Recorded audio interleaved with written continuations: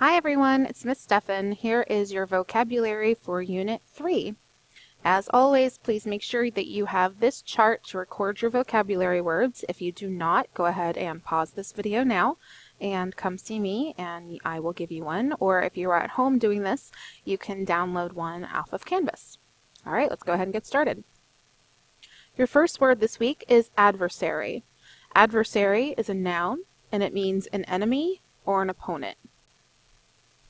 The image I chose this time was Batman. His adversary is the Joker, among other characters, but one of his biggest is the Joker. So, Batman versus the Joker, they are adversaries. Your next word is alienate. Alienate is a verb, and it means to turn away, to make indifferent or hostile. I chose this picture because this bird is alienating this bird from the branch. He is turning him away and kicking him off.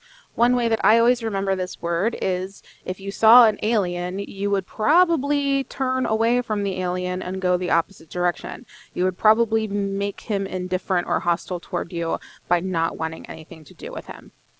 Alienate. Your next word is artifice. Artifice is a noun, and it means a skillful or ingenious device, a clever trick, trickery. One way to remember this is it probably looks like a word you already know, which would be artificial. Artificial is something that is fake, so you could think that it is a trick or a clever trick. It's trickery, it's fake, it's artifice. I chose this video. This is an example of artifice. Obviously, he is not taking off his fingers. But man, what a trick that is.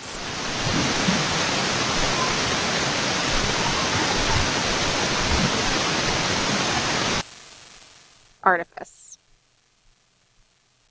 Your next word is coerce. Coerce is a verb, and it means to compel, to force.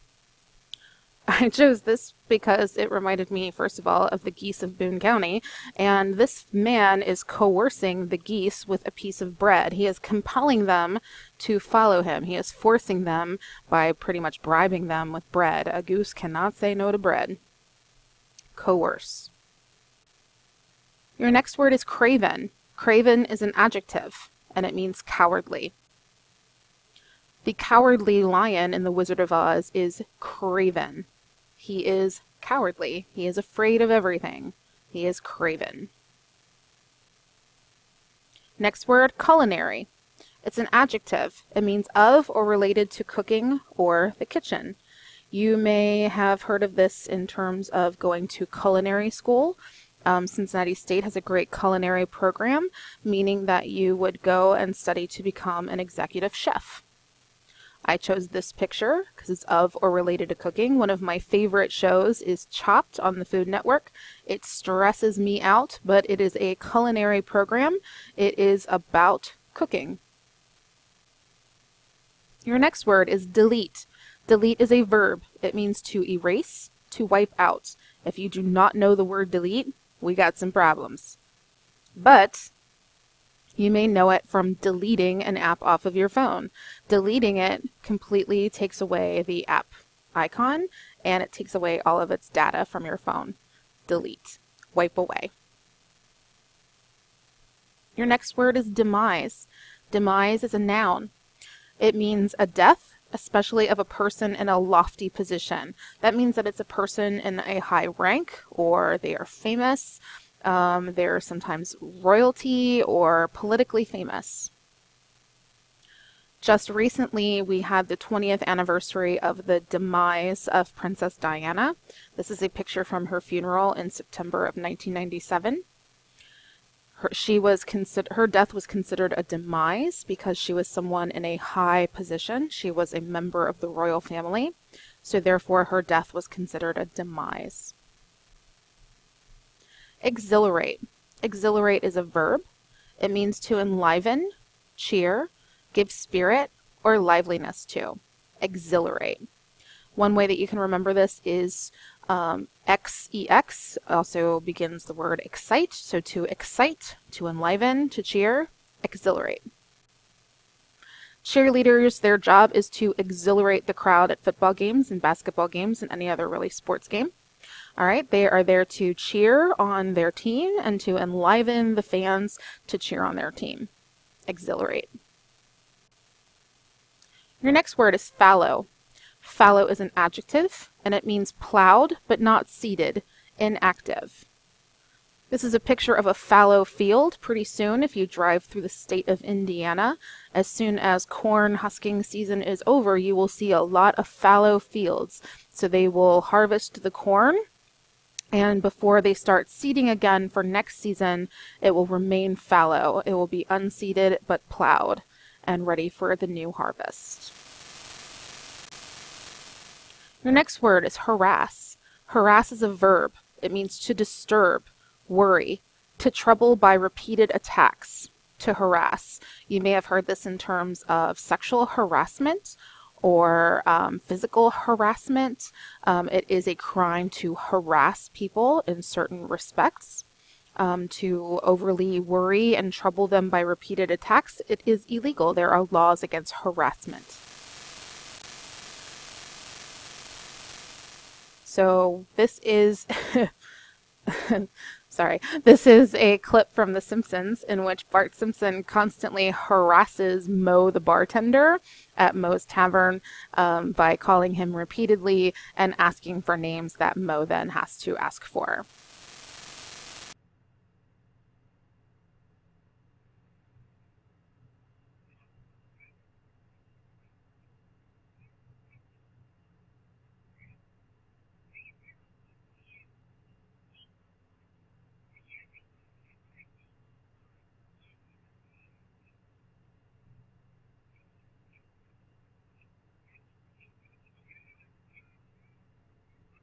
Okay, our next word is inclement.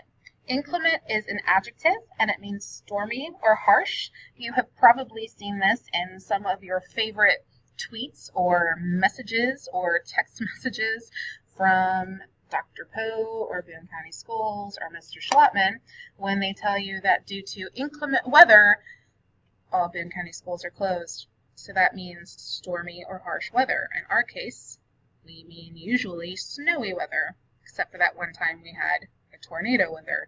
So inclement weather means stormy or harsh. Your next word is muse. Muse is a verb, and it means to think about in a dreamy way. Don't confuse this with a muse that you would hear as a noun, such as someone who inspires art or the goddess of the arts. If you're a fan of Hercules, you saw the muses for the singers. But muse actually means to think about in a dreamy way when it's used as a verb. If you need to remember how to tell the difference in order to think of a piece of art, to follow your muse, you would think in a dreamy way to think of your art. So this girl here is musing. She's daydreaming there when she should be paying attention in class, probably about that cute boy behind her with the sensitive floppy boy haircut there. All right, so she is musing about something. Your next word is negligible. Negligible is an adjective, and it means so unimportant that it can be disregarded. One way you can remember this word is it kind of looks like negligent or neglected. So if it's unimportant, it can be easy to be neglected. It's unimportant, it can be disregarded, negligible. So we have the take a penny, leave a penny pile. Pennies tend to be a negligible piece of currency. Some people just throw them away. Not a lot of people save their pennies, even though they do add up, because it can be a pain in the butt to count all of them. So they are kind of an unimportant piece of currency. Your next word is perpetuate. Perpetuate is a verb, and it means to make permanent or long-lasting. If you've heard of a perpetual motion machine, that is a machine that will be in motion forever. It will be in a permanent state of motion. So one way to remember perpetuate is permanent. So the next video we have here, this is an attempt at a perpetual motion machine. We have bottles of liquid filling up in a wheel. in the weight distribution of the liquid causes the wheel to continuously spin around. It perpetuates the motion of this wheel.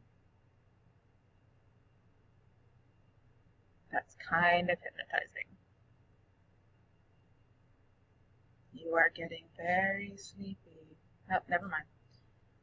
Moving right along. Precedent. Precedent means, precedent is a noun, and it means an example that may serve as a basis for imitation or for later action. One way to remember precedent is that it's something that comes before. Think of your prefix pre, before, so precedent. You'll hear this a lot with legal motions, so let me walk you through this picture here. So when a judgment is passed in a case, they call that a legal precedent, and it can be used for future cases. So this past case on the left here, if case A gives facts 1, 2, and 3, and the judge ruled, let's say, the person guilty because of facts 1, 2, or 3. And then there's a later case that also has facts 1, 2, or 3. They can point to the judgment of that judge at the previous case and say that there was legal precedent that facts 1, 2, and 3 actually should equal a guilty verdict. That would be a precedent. It came before. It was an action that came before that led to future action. Next word is punitive. Punitive is an adjective, and it means inflicting or aiming at punishment. Another good way to remember this is punitive begins with the same 3 letters as, well, 4 letters as punishment. Punishment, punitive. I forgot I used this picture. And this little boy is getting a punitive action to whatever he did. Alright, so he is being punished with a good old-fashioned spanking by what looks like Grandpa. Punishment. Punitive. Your next word is redress. Redress is a verb, and it means to set right, to remedy. Redress. So this man is calling Chipotle because something has gone wrong at Chipotle. And haven't we all been there? The salsa wasn't salsa-y enough. Or maybe the chicken was not to their satisfaction. So they call and complain to Chipotle. To redress that issue, Chipotle sent him gift certificates here for 1 free burrito or burrito bowl or order of tacos for free guac and chips. So his call led to Chipotle redressing the situation, setting it right, remedying it, and giving him free products so that he goes back and tries it again. Redress. Your next word is sojourn. Sojourn is a verb, and it means a temporary stay. Sojourn. So you can think of the word journey. Sojourn is just a small journey. It's a temporary stay. You would have a sojourn at a rest area. It's not someplace you're going to camp out for the night, but you can take a quick nap there if you lock your doors. You can walk your dog. If you carry mace, you can get yourself a beverage or a snack from the vending area if you have a buddy with you. So you would take a quick sojourn at a rest area when you're on vacation. Your next word and your final word is urbane. Urbane is an adjective, and it means refined in manner or style. This little girl is having a very urbane tea party with these very urbane animals. They are refined, very proper. Look at the posture of that dog. That kitten is drinking out of a very fancy porcelain teacup. They are all very refined in manner and style. They are urbane. All right, guys, that does it for this week. If you have any questions, please let me know. Don't forget that you can access our Quizlet on Canvas right on the same page where you found this video. Have a great week. Bye.